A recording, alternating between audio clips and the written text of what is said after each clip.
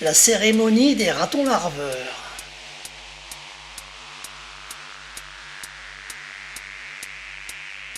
Le plus fragile n'est pas toujours le plus faible.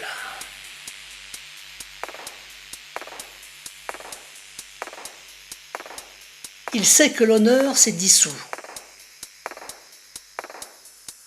Il a été foudroyé, grignoté, absorbé, digéré par une machine qui a passé son temps à le combattre frontalement. Il a fini par disparaître sous les sarcasmes, un pragmatisme cynique et sous un mépris institutionnalisé.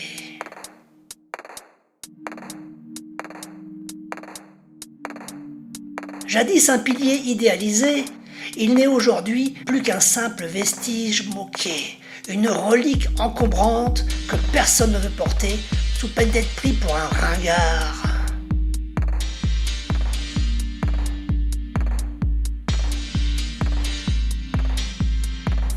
Il était autrefois un moteur, il est devenu une tare insultante.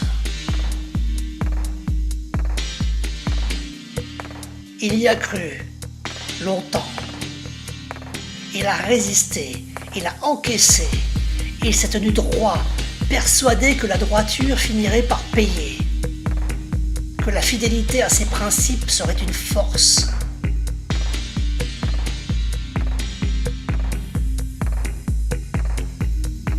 Il a vu d'autres tomber avant lui, broyer lentement, méthodiquement.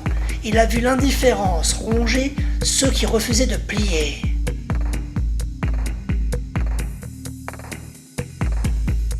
Et puis un jour, il a compris.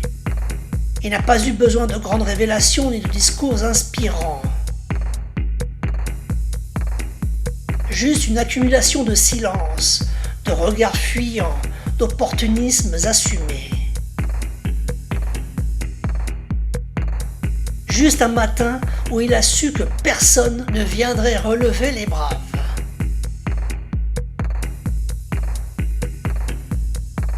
Le terme capot est toujours à l'ordre du jour, désignant ces valets du pouvoir.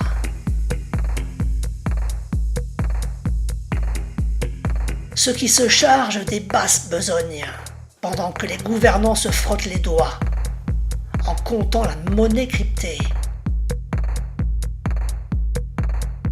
Bref, ces sous-traitants de la lâcheté, ces proxénètes de l'oppression quotidienne sont partout. Et multirécidivistes. Il les a vus. Ceux qui, encore hier, prétendaient être ses égaux, ses frères d'armes, et qui, pour survivre, ont troqué leurs principes contre des miettes d'influence. Ils ont échangé l'uniforme pour des costumes bien taillés, des badges officiels ou cachés sous des cagoules de cité. Ils frappent, à coups de barre de fer. Ils administrent, régulent, normalisent. Ils tuent, intimident et condamnent à l'invisibilité et au silence. Ils torturent et usent de l'humiliation répétée jusqu'à ce que la victime se taise ou meure. L'État moderne n'a plus besoin de bourreaux officiels. Il a avec lui des serviteurs zélés, des volontaires qui font le sale boulot, sans jamais remettre en question la mécanique qui les alimente. Il a vu ce pacte silencieux se nouer, il a vu l'impunité offerte en échange de la soumission. On leur propose l'immunité, ils se précipitent au gré de quelques opportunités ou arrangements tacites. Ils prospèrent, pendant que les derniers hommes debout s'effondrent un à un.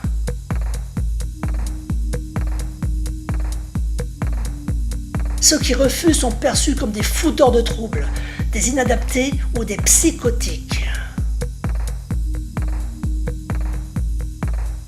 Lui-même en a fait l'expérience. Il a tenu, il a résisté, et en réponse, on l'a harcelé, on l'a érodé, on l'a usé, puis on l'a isolé. Il sait maintenant comment cela fonctionne.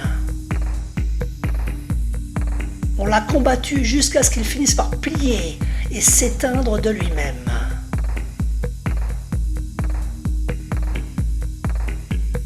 À la fin, que reste-t-il ? Seulement les complaisants, fiers d'avoir survécu, en renonçant à leur dignité, convaincus d'être les vainqueurs d'un jeu où personne ne gagnera vraiment.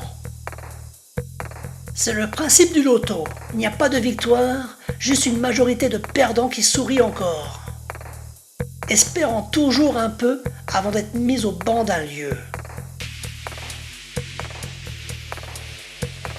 Il sait que le silence protège que ceux qui savent meubler avec le bruit qui nuit.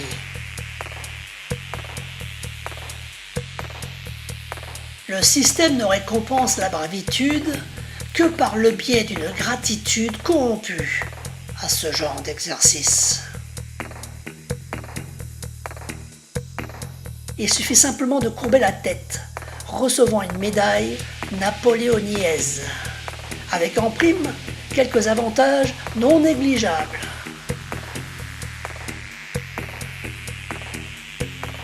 C'est le syndrome du roseau. Les sots ne luttent jamais, ils se fondent avec l'écheur dans une larvitude contemplative. Car dans cette institution des médiocres, où le gris reste la couleur phare, ceux qui savent se taire au bon moment aiment désormais trahir pour notre bon plaisir. Dans ce monde, tout se négocie sauf la classe ou la grâce. Il l'a appris à ses dépens. Ceux qui tiennent encore debout ne le doivent qu'à un instinct d'antan. Une lucidité qui leur interdit l'aveuglement. Mais leur présence gêne, parce qu'ils rappellent aux autres ce qu'ils n'ont jamais été. Conclusion.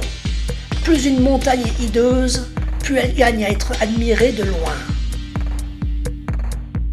Là où l'œil ne distingue plus les crevasses, ni la pourriture sous la roche.